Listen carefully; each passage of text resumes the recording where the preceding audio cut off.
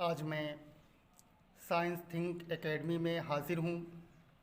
दर्जा 10 के उन तलबा और तालिबात के लिए जो इस साल बोर्ड का पेपर देंगे, तो उनको मैं ये बताना चाहता हूँ कि जब वो एग्ज़ाम रूम में बैठेंगे, वहाँ पे किस तरह से कापी भरेंगे और किस तरह से वो अपनी कापी पे लिखेंगे या फिर उनका पेपर किस तरह से होगा। तो इस बार पेपर में कुछ तब्दीलियां हुई हैं। वो तब्दीलियां ये हैं कि आपका जो पेपर होगा वो 2 हिस्सों में होगा, खंड आ, खंड बा, हिस्सा अव्वल और हिस्सा दोम। पहले हिस्से में 20 मारूज़ी सवालात होंगे जो ऑब्जेक्टिव होंगे। उसको आपको अपनी OMR शीट पे भरना होगा और बाकी जो दूसरा हिस्सा होगा वो आपको अपनी कापी पे लिखना होगा। तो आइए मैं पहले आपको ये बताऊं कि जो खंड बा है, हिस्सा दोम है, जिसमें 50 नंबर के सवालात हैं जो आपको अपनी कापी में तहरीर करने हैं, उसको हम किस तरह से लिखेंगे। तो सबसे पहले हम आपको ये बताएंगे कि आपको एग्ज़ाम हॉल में ऊपर का जो पेज है जिस पे आपको अपना रोल नंबर और वो सारी चीज़ें लिखनी होती है, आप उसको किस तरह से लिखेंगे। तो यहाँ पे आप देख रहे हैं, यहाँ लिखा हुआ है परीक्षार्थी का अनुक्रमांक। तो जो आपका अनुक्रमांक होगा, जैसे मिसाल के तौर पे यहाँ मैंने लिख दिया है 11, 20, 93, 23। फिर उसी के नीचे आपको शब्दों में लिखना होगा। उसके बाद आपका विषय क्या है, तो विषय में आप उर्दू लिखेंगे। फिर उसके बाद प्रश्न पत्र, वहाँ आप सिर्फ इतना लिखेंगे केवल।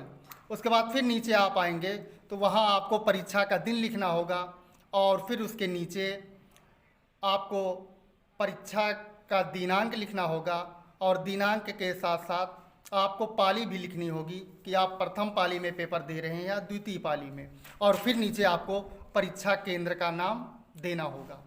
ये सारी चीज़ें करने के बाद अब क्या करेंगे, कापी को हम, क्योंकि बहुत से लोग ये सोचते हैं कि उर्दू की कापी किस तरह से लिखी जाए, तो आपको कुछ करना नहीं। ऊपर का ये सारी चीज़ें जब आप लिख लेंगे, लिखने के बाद अपनी कापी को सीधे इस तरह से आप घुमा देंगे। घुमाने के बाद आप जो है अब ये पेज पलटेंगे और पेज पलटने के बाद फिर आप लिखना शुरू करेंगे। यहाँ पर जो अभी मैंने कहा, आपका पेपर जो है जो 50 नंबर का है, इसमें भी आपके 3 हिस्से होंगे। उसमें कुछ सवाल ऐसे होंगे, 3 सवाल ऐसे होंगे जो 2 नंबर के होंगे, 4 सवाल ऐसे होंगे जो 5 नंबर के होंगे और 4 सवाल ऐसे होंगे जो 6 नंबर के होंगे। जो 2 नंबर के सवाल हैं वो बिल्कुल आपको मुख्तसर में लिखने हैं। तो आइए हम शुरू करते हैं कि आपको किस तरह से अपनी कापी में लिखना है। यहाँ देखिए, जैसे मिसाल के तौर पे पेपर है और पेपर में ये दिया गया है कि प्रेमचंद की पैदाइश कब और कहाँ हुई, या तरक्की पसंद तहरीक का आगाज़ कब हुआ। इन दोनों में से एक आपको लिखना है। तो आइए अब शुरू करते हैं कि आप अपनी कापी में इसको किस तरह से लिखेंगे जिससे आपको अच्छे नंबर मिल सकें। यहाँ आप देख रहे हैं, ये आपकी कापी है और आपकी कापी पे मैंने ऊपर लिखा है हिस्सा दोम, और हिस्सा दोम में पहले सवाल का जवाब जो है यहाँ तहरीर किया गया है। यहाँ लिखा गया है कि प्रेमचंद की पैदाइश 31 जुलाई 1880 ईस्वी को बनारस के लमही नाम के एक छोटे से गांव में हुई थी और उनकी वफ़ात 8 अक्टूबर 1936 ईस्वी को हुई। इस तरह से आप पेपर में देख रहे हैं, दोनों में से एक आपको करना था, तो एक सवाल आपने कर लिया। अब उसके बाद दूसरा सवाल जो पेपर में है वो इस तरह है कि तशबीह इस्तिआरा में से किसी एक की तारीफ़ मिसाल लिखिए या जोश मलिहाबादी के शेरी मजमूओं का नाम लिखिए। तो यहाँ पे मैंने तशबीह की तारीफ़ की है और उसकी मिसाल भी पेश की है। आप कॉपी में देखिए कि किस तरह से आपको लिखना होगा। यहाँ देखिए जैसे लिखा गया है, अलजवाब नंबर 2, एक चीज़ को दूसरी चीज़ की तरह बताने को तशबीह कहते हैं। मिसाल के तौर पे, अहमद शेर की तरह बहादुर है, महबूब का फूल सा चेहरा है, या मीर तकी मीर का वो शेर बहुत मशहूर है, नाजुकी उसके लब की क्या कहिए, पंखड़ी एक गुलाब की सी है। यहाँ पर अहमद को शेर से और महबूब को फूल से, महबूब के चेहरे को फूल से और उसके होठों को गुलाब से तशबीह दी गई है। इस तरह पहला और दूसरा सवाल जो है आपका पहले वर्ग पे आ गया। अब आगे चलते हैं। आगे देखिए, फिर यहाँ तीसरा सवाल है यहाँ पे कि रोबाई में मिसरों की तादाद और नवयत बताइए या गज़ल की मुख्तसर तारीफ बयान कीजिए। ये भी आपका 2 नंबर का सवाल है। यहाँ पे मैंने रोबाई की मुख्तसर तारीफ की है। यहाँ देखिए, आप कापी में देख सकते हैं कि रोबाई में मिसरों की तादाद और नवयत। तो यहाँ पे लिखा गया है कि रोबाई लफ्ज़ रोबा से बना है। अरबी ज़बान में रोबा के माना 4 के हैं। इस वजह से 4 मिसरों की नज़्म रोबाई कहलाती है। इसका पहला, दूसरा और चौथा मिसरा आपस में हमरदीफ और हमकाफिया होता है।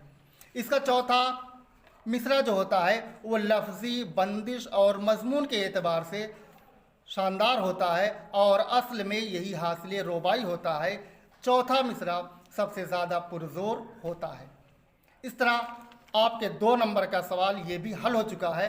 अब आइए 4 नंबर के जो सवाल आते हैं। यहाँ पे देखिए, चौथा सवाल दिया गया है कि नावल की तारीफ बयान कीजिए और अहम नावल निगारों के नाम भी लिखिए या मरसिया पर जामे नोट लिखिए।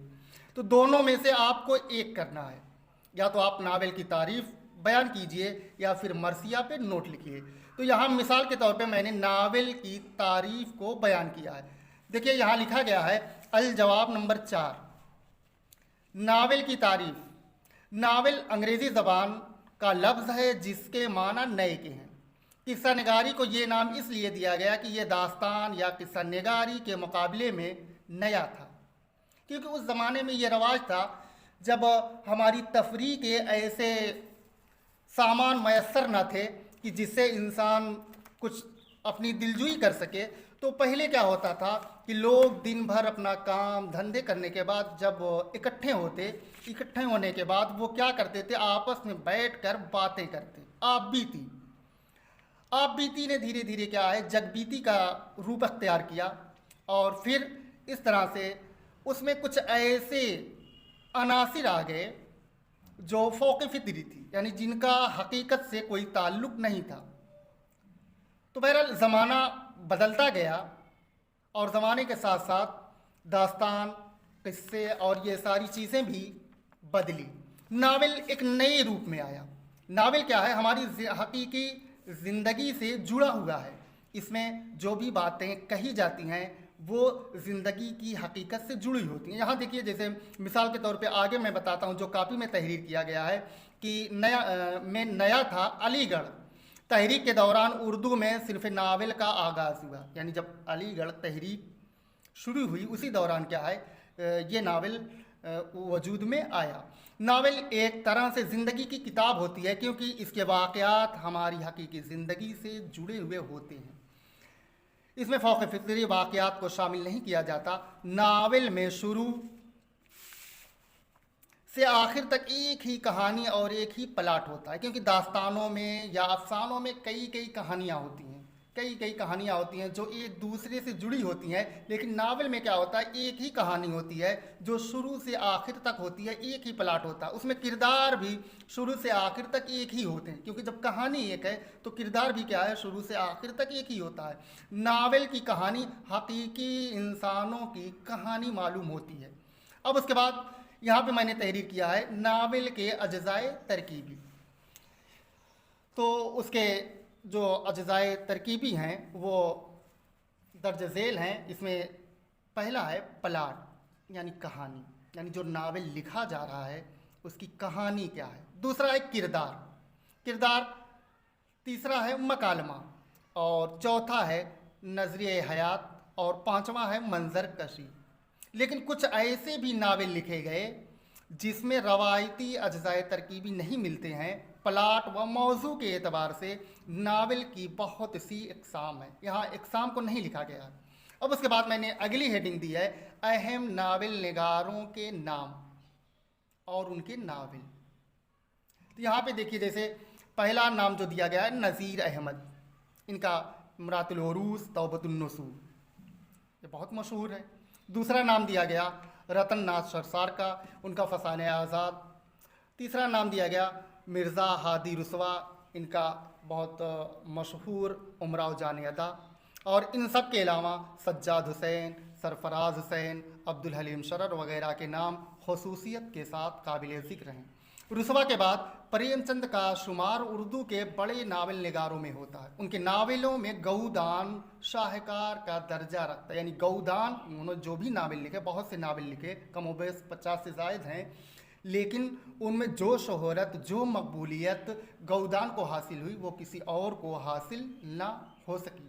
प्रेमचंद के बाद काजी अब्दुल गफ्फार, उपेंद्र नाथ अश्क, ख्वाजा अहमद अब्बास वगैरह के नाम काबिल ज़िक्र हैं। इस तरह से अगर देखा जाए तो नावल की तारीफ़ यहाँ पे मुकम्मल हुई, क्योंकि आपके पास वक्त कम होता है, 3 घंटे का वक्त होता है, और उसमें 15 मिनट आपको पहले दिए जाते हैं पेपर पढ़ने के लिए। तो आपको लिखना है, इस एतबार से लिखना है कि वो सारी चीज़ें क्या है आप अपने 3 घंटे के अंदर लिख लें, क्योंकि अगर आप बहुत तफसील से लिखना चाहेंगे तो उसमें क्या होगा, आपके एक आध 2 सवाल छूट जाएंगे और फिर आपके नंबर जो वो कट जाएंगे। इस वजह से आप अपनी कॉपी में वही तहरीर कीजिए जो मुख्तसर में हो और वाज़ेह हो, यानी कोई ऐसी बात ना लिखी जाए जो उस टॉपिक से हट कर हो। आइए अब चौथे सवाल की तरफ चलते हैं। इसमें चौथा सवाल है, 5वां सवाल कि इन मुहावरों में से 5 के माने लिखकर, मुहावरों में से 5 के माने लिखकर उनको जुमलों में इस्तेमाल कीजिए। तो क्योंकि आपके पेपर में कम अज़ कम 8 या 10 मुहावरे लिखे होंगे और उसमें से आपको 5 करना है।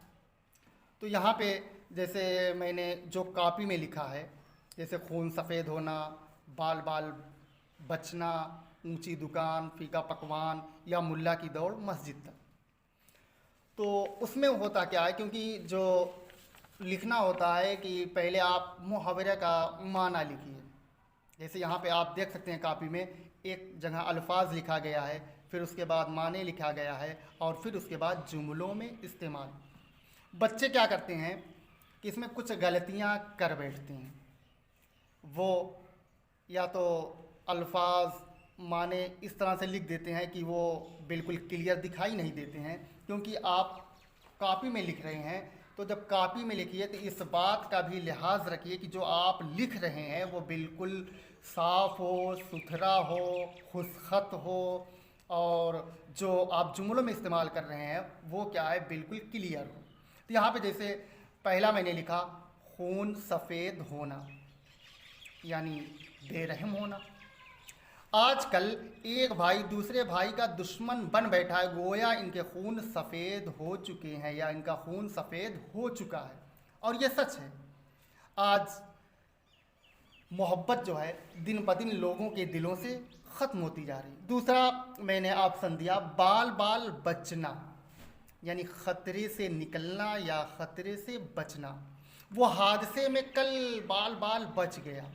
जैसे रोज़मर्रा की ज़िंदगी में हम देखें कि जब हम अपने घरों से निकलते हैं या हमारी नज़रों के सामने कुछ ऐसी तस्वीर होती है कि हम बेसाख्ता कह देते हैं कि देखिए वो बिल्कुल बाल बाल बच गया, यानी ख़तरा तो था लेकिन ख़तरे से क्या वो निकल गया।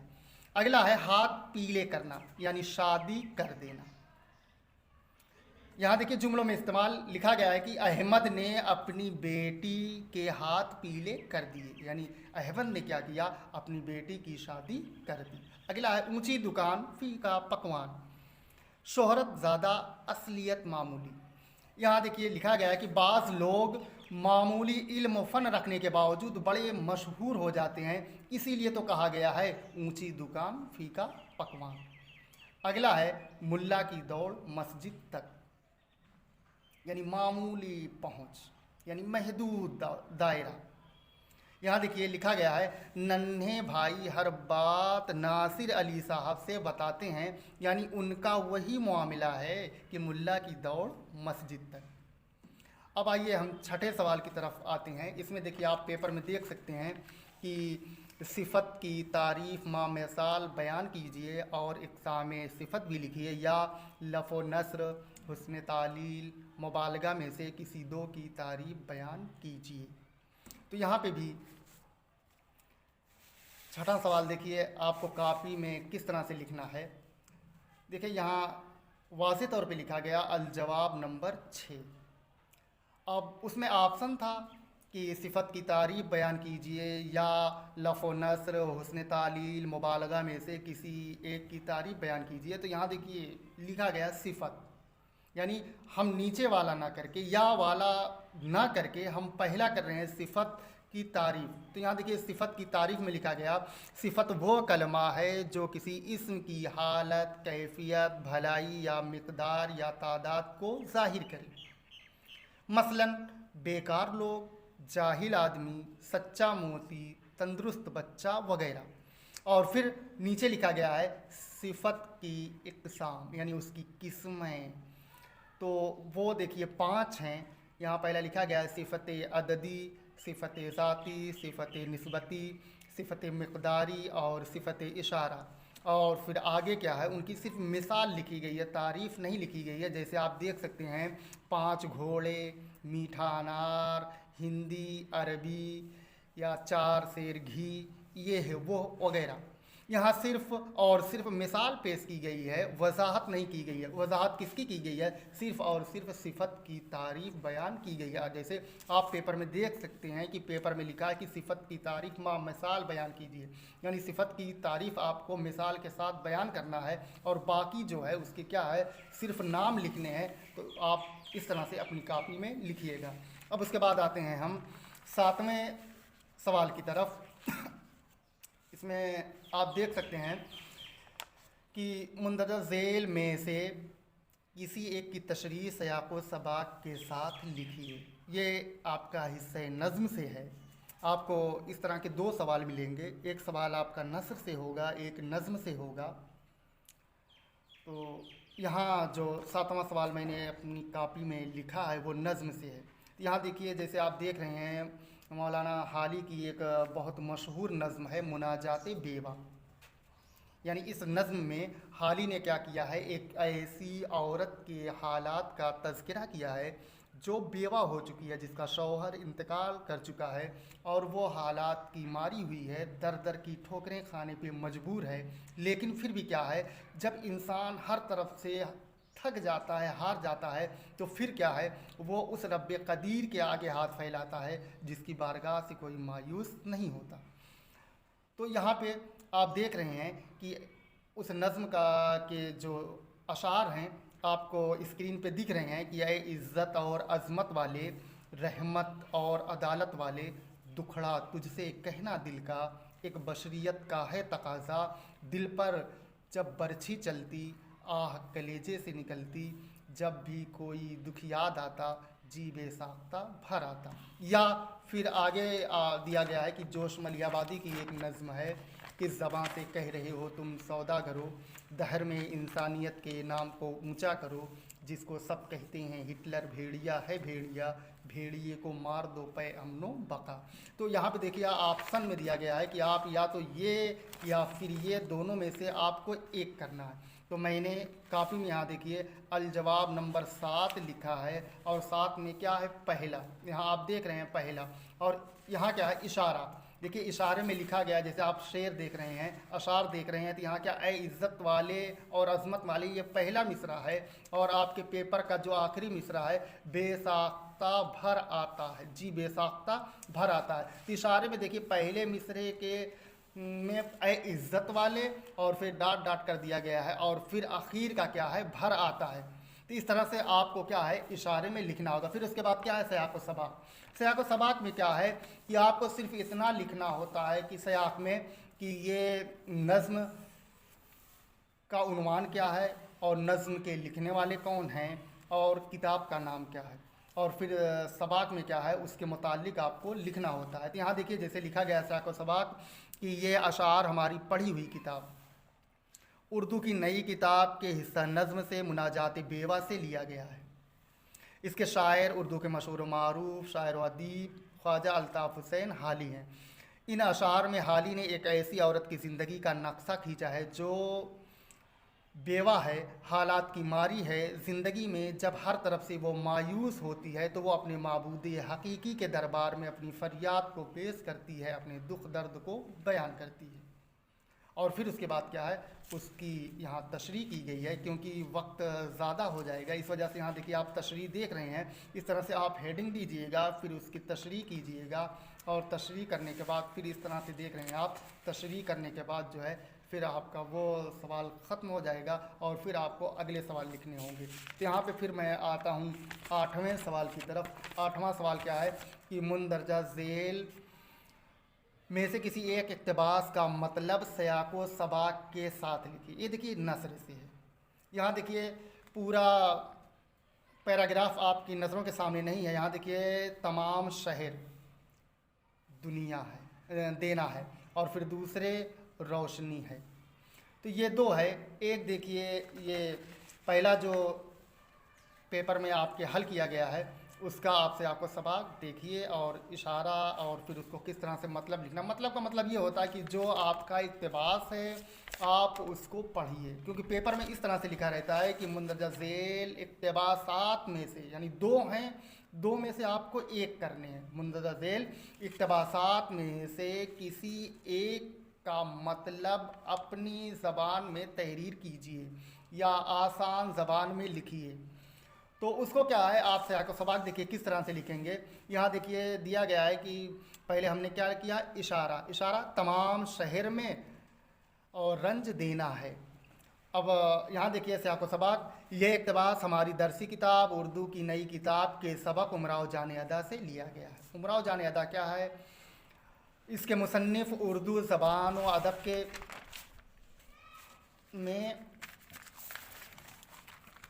मुमताज़ मकाम रखने वाले कमोबेश 50 तसानीफ़ के मालिक मिर्ज़ा हादी रुसवा हैं। रुसवा के इन नावलों को जो शोहरत व मकबूलियत हासिल हुई वो किसी और नावल को ना हो सकी। इस नावल में रुसवा ने एक ऐसी लड़की की कहानी को बयान किया है। ये देखिए आपका अब सबाक़ आ रहा है कि इस नावल में रुसवा ने एक ऐसी लड़की की कहानी को बयान किया है जो ज़िंदगी के नशीब व फराज और हालात का शिकार होकर तवाइफ बनने पर मजबूर होती है और उससे निकलने की वो कोशिश भी करती है, मगर तकदीर का लिखा कहाँ मिटाया जा सकता है और वो इस भंवर में फंसकर रह जाती है। और उसके बाद क्या है, ये आपका सयाक़ व सबाक़ हो गया। फिर आप इस तरह से मतलब हेडिंग देंगे और फिर उस इक़्तिबास का मतलब आप अपनी ज़बान में तहरीर करेंगे। अब आते हैं हम अगले सवाल की तरफ। यहाँ देखिए सवाल नंबर 9। यहाँ आपको मज़मून लिखना है।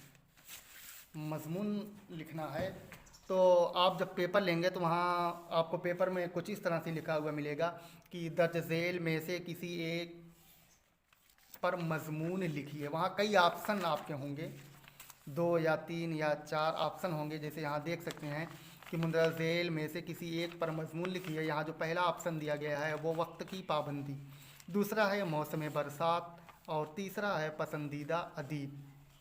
यहाँ पे जो लिखा गया वो वक्त की पाबंदी पे मज़मून लिखा गया। आप अपने मोबाइल में देख भी सकते हैं और इसका स्क्रीनशॉट भी ले सकते हैं।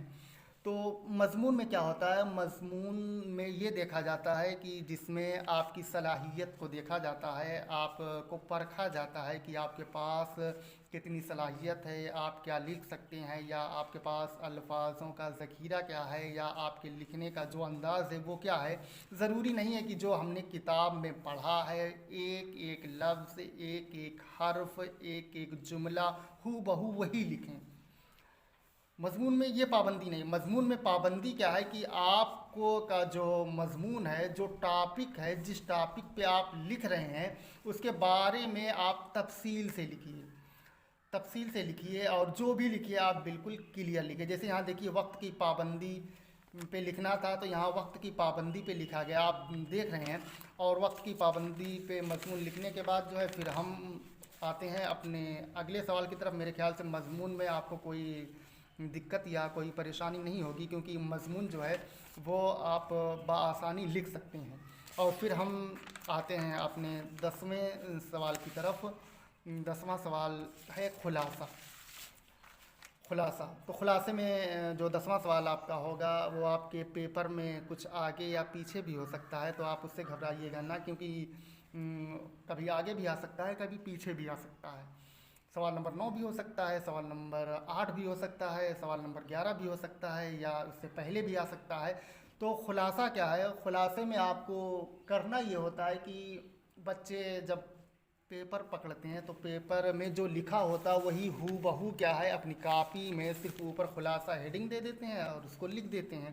तो इस तरह से आपको नहीं लिखना है। खुलासे का मतलब ये होता है कि जो पैराग्राफ आपकी नज़र के सामने है आप उसको पहले इत्मीनान से पढ़ लीजिए, 1 मरतबा, 2 मरतबा, 3 मरतबा आप उसको पढ़ लीजिए। और पढ़ने के बाद अब उसके बाद आप अपने जो सवाल है उसका जवाब नंबर लिखिए और हेडिंग दीजिए खुलासा, फिर दूसरी हेडिंग दीजिए कि अपनी आसान ज़बान में।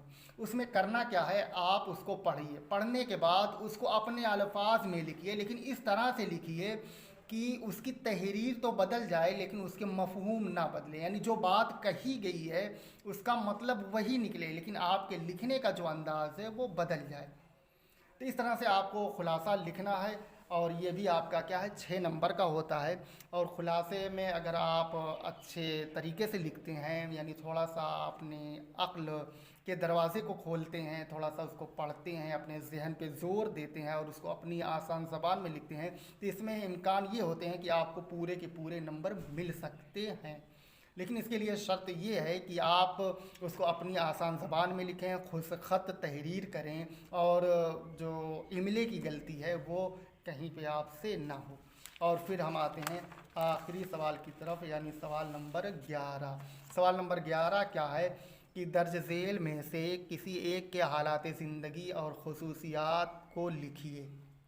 क्योंकि पहले पेपर जो आता था, यानी इस साल से पहले जो पेपर होते थे उसमें 2 मरतबा आपको हालात ज़िंदगी लिखनी होती थी, नस्र से अलग और नज़्म से अलग। यानी जो आपके शोहरा हजरात होते थे उनकी हालात ज़िंदगी अलग लिखी जाती थी और इधर जो होते थे उनकी हालात ज़िंदगी अलग लिखी जाती थी। लेकिन अब क्योंकि 20 नंबर के ऑब्जेक्टिव कर दिए गए हैं, इस वजह से क्या है आपके पेपर में एक ही हालात ज़िंदगी होगी। उसमें 2-3 शायर भी हो सकते हैं, अदीब भी हो सकते हैं, ऑप्शन में 3 या 4 लोग रहेंगे, उसमें से आपको एक ही की करनी है। तो उसमें हालात ज़िंदगी लिखने में देखिए कुछ एहतियात बरतना ज़रूरी है। वो क्या है कि जिसकी आप हालात ज़िंदगी लिखने जा रहे हैं उसकी ज़िंदगी के बारे में आपको इल्म होना ज़रूरी है। यानी वो कब और कहाँ पैदा हुआ, उसकी वफ़ात कब और कहाँ हुई, उसकी तसानीफ़ क्या है, या उसके कलाम के मजमूए क्या हैं, या उसके कुल्लियात क्या हैं। ये सारी चीज़ें अगर आप लिखते हैं तो आपको अच्छे नंबर मिलने के इम्कान है। जैसे आप देख सकते हैं यहाँ पे मैंने किसको लिखा है, मुंशी प्रेमचंद को, क्योंकि यहाँ देखिए आप देख रहे हैं कि 3 ऑप्शन दिया गया है, प्रेमचंद, हाली, इकबाल। तीनों में से एक को तहरीर करना था, तो यहाँ जो ऑप्शन दिया गया है वो मैंने कापी में तहरीर किया है, वो क्या है, हाली का, मुंशी प्रेमचंद का। तो देखिए यहाँ आप देख सकते हैं ऊपर जवाब नंबर 11 लिखा गया है। किसके बारे में लिखने जा रहे हैं, आगे लिखा गया है मुंशी प्रेमचंद, नीचे हेडिंग दी गई है हालात ज़िंदगी व खुसूसियात। अब देखिए यहाँ तारीख़ पैदाइश 1880, मकाम कहाँ था, बनारस के लमही नामी गांव में, तारीख़ वफ़ात 18 अक्टूबर 1936, मकाम क्या, बनारस। असल नाम इनका क्या था, प्रेमचंद का असल नाम धनपत राय था। वालिद का नाम इनके मुंशी अजायब लाल था और इनकी वालिदा का नाम आनंद देवी था। पहला नावल इनका जो था वो इसरार मुआबिद के नाम से 8 अक्टूबर 1903 को किस्त की हफ्तावार किस्त जो वहाँ का रिसाला था उसमें ये शाये होता था। फिर उसके बाद आता है कि मुख्तसर हालात ज़िंदगी। तो इस तरह से आप क्या है मुख्तसर हालात ज़िंदगी की हेडिंग देंगे। यहाँ देखिए जैसे लिखा गया है कि प्रेमचंद की पैदाइश 31 जुलाई 1880 को बनारस के एक छोटे से गांव में लम्ही में हुई थी। उनके वालिद का नाम मुंशी अजायबलाल था। ज़माने के दस्तूर के मुताबिक उन्होंने अपनी तालीम का सिलसिला 5 साल की उम्र में किया, यानी जब वो बहुत छोटे थे 5 साल के थे तभी एक मौलवी साहब के पास क्या है हुसूल इल्म के लिए यानी फ़ारसी का इल्म हासिल करने के लिए ये गए थे। और इस तरह से आगे देखिए ये उनकी मुख्तसर हालात ज़िंदगी लिखी गई है। फिर उसके बाद क्या है अगली हेडिंग दी गई है खुसूसियात। देखिए यानी उनकी खुसूसियात क्या है या उनके नावलों में जो उन्होंने लिखा है उसकी खुसूसियत क्या है। तो यहाँ पे देखिए उनके नावलों और अफसानों की ज़बान सादा सलेस और असलूब बयान नहायत आसान और शगुफ्ता हो है, यानी ये जो भी लिखते हैं बिल्कुल के लिए। इस तरह से आप देखिए यहाँ पूरी तरीके से उनकी खुसूसियात को लिखा गया है। और फिर हम आगे आते हैं और अगली हेडिंग क्या यहाँ पे है मशहूर नावल वो अफसाना निगार, वो अफसाना। तो यहाँ देखिए प्रेम पच्चीसी, प्रेम चालीसी, ज़ादिरा और वारदात इनके मशहूर मारूफ अफसाने हैं।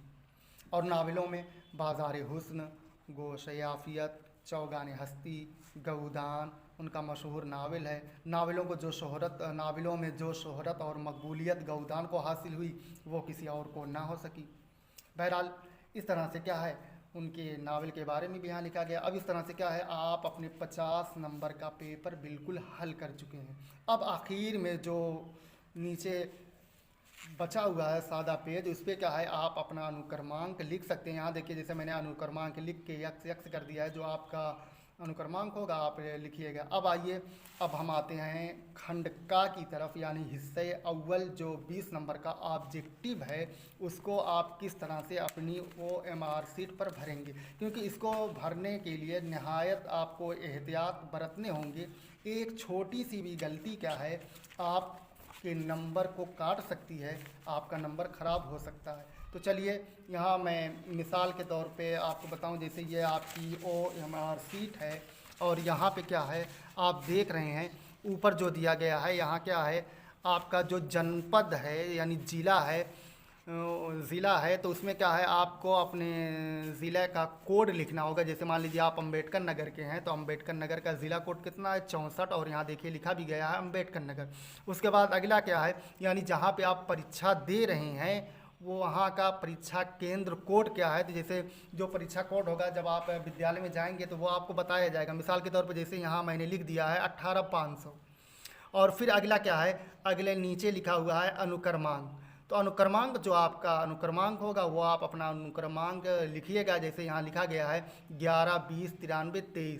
और उसके बाद क्या है फिर अगला क्या है कि आपका विषय कौन सा है, तो विषय जैसे और उसका कोड क्या है। तो यहाँ देखिए जैसे 904 लिखा गया है तो 904 क्या है ये उर्दू का विषय कोड है और सब विषय आप उर्दू डाल ही रहे हैं। और उसके बाद फिर नीचे आ जाइए तो प्रश्न पत्र संख्या यानी जो आपको पेपर मिलेगा तो उस पर आपको कोने की तरफ लिखा हुआ मिलेगा। तो जैसे यहाँ लिखा गया है 932 तो आप 932 लिख दीजिएगा। और फिर देखिए यहाँ सीरीज का जो मार्का है वो क्या है। जैसे मान लीजिए आप यहाँ NY लिखा गया है तो जो आप में जैसे आप में EMO हो सकता है XY हो सकता है, तो जो भी आपका होगा तो जैसे मिसाल के तौर पे मैंने यहाँ क्या लिख दिया NY लिख दिया। अब उसके बाद ये फॉर्मेलिटी हो चुकी है। अब उसके बाद क्या है हम अपने सवाल की तरफ आएंगे, क्योंकि वो 20 नंबर का सवाल जो होगा वो ऑब्जेक्टिव होगा और उसको अपनी OMR सीट पर लिखना होगा। अब जैसे मिसाल के तौर पर यहाँ मान लीजिए पहला सवाल जैसे मान लीजिए ये है कि पंडित चंद्रधर का पेशा क्या था। इसमें ऑप्शन दिया गया है जैसे पहला वकालत, दूसरा प्राइमरी स्कूल की मुदर्रिसी, तीसरा क्या है तबाबत और चौथा क्या है पुलिस की मुलाजिमत। तो उसमें जो आपको ऑप्शन सही लगेगा, जैसे मान लीजिए मिसाल के तौर पे इसमें जो ऑप्शन दिया गया है ऑप्शन बी सही है, तो आप क्या करेंगे अपनी कॉपी में यहाँ देखिए नंबर 1 यानी ये क्वेश्चन नंबर 1 है और इसमें ऑप्शन कौन सा सही है बी वाला सही है। तो आप क्या है बी वाले पे बिल्कुल इस गोले को क्या है अपनी पेन से काला कर देंगे। लेकिन इसको भरने में आपको निहायत जो है एहतियात की ज़रूरत होगी, क्योंकि इधर इधर भी देखिए एक गोला है और इसके दाहिने और बाएं दोनों तरफ गोले हैं, तो गलती से भी क्या है आपकी कलम जो है किसी और गोले पे ना जाए। उसके बाद हम आते हैं अगले सवाल की तरफ। तो उसमें क्या है, जैसे पंडित चंद्रधर का पुराना शागिर्द कृपा शंकर मुलाजिम हो गया, है ना। तो इसमें क्या है, जैसे डाक खाने में या पुलिस मुहकमे में या कहीं नहीं, तो इसमें भी मान लीजिए जैसे आपका तीसरा ऑप्शन सही है तो आप क्या करेंगे, सी वाले पे आएंगे और इस पे आप गोला बनाएंगे। या इसी तरह से जैसे मान लीजिए अगला सवाल है कि इनमें से किस शायर को अवामी शायर कहा जाता है। जैसे मान लीजिए ऑप्शन के तौर पे दिया गया नज़ीर अकबर आबादी, हज़रत मोहानी या मीर तकी मीर या गालिब। तो ऑप्शन में मान लीजिए डी वाला सही है, क्या है, अवामी शायर किसे कहा जाता है, नज़ीर अकबर आबादी को। तो आप क्या करेंगे, तीसरे सवाल में आएंगे और डी वाले ऑप्शन को आप काला कर लेंगे। इस तरह से आपको क्या है, इस तरह से आप 20 क्वेश्चन जो है आप हल कर सकते हैं। बहरहाल एक बार फिर मैं आपसे रिक्वेस्ट करता हूं कि आप साइंस थिंक एकेडमी चैनल को सब्सक्राइब कीजिए, लाइक कीजिए और अपना कमेंट भी दीजिए। देखिए एक चीज़ आपको बता दें, क्योंकि हमारा काम ये है कि हम आपको सिर्फ़ और सिर्फ क्या है, रास्ता दिखा सकते हैं। रास्ते पे आपको चलना है, रास्ते पे आपको चलना है, क्योंकि जब आप एग्ज़ाम हॉल में बैठेंगे तो वहाँ पे आपके पास पेपर होगा, आपके पास कॉपी होगी या ओएमआर शीट होगी और आपके पास वक्त की कैद भी होगी। तो ये सारी चीज़ें आपको करनी है। हम क्या, हम तो सिर्फ आपको एक रास्ता दिखा सकते हैं। यहाँ देखिए जो बताया गया है वो सिर्फ क्या है, आपको मॉडल बताया गया है कि इस तरह से क्या है आपका पेपर होगा, इस तरह से आपको लिखना होगा और इस तरह से अगर आप लिखेंगे तो आपको अच्छे से अच्छे नंबर मिल सकते हैं। बहरहाल एक कहावत बहुत मशहूर है, हिम्मते मर्दा मददे खुदा। जो इंसान हिम्मत करता है उसकी मदद खुदा करता है। तो आप भी हिम्मत रखिए, आपका लक अच्छा होगा। वो मुझे जौहर कानपुरी की वो बात याद आ रही है कि मदद करेगा खुदा, हौसले जमा रखो, उठो, अपने उजालों का एहतमाम करो, है चाँद और सितारों का इंतज़ार फजूल, दिए जलाकर अधेरों का कत्ले आम करो। तो ये तैयारी आपको करनी है। आप क्या है, बिल्कुल हिम्मत को मत हारिए, और जब आप हिम्मत नहीं हारेंगे, आपके अंदर एक जज्बा होगा, एक हौसला होगा, तो यकीनन आपको अच्छे नंबर मिल सकते हैं। बहरहाल इसी के साथ मैं अपनी बात खत्म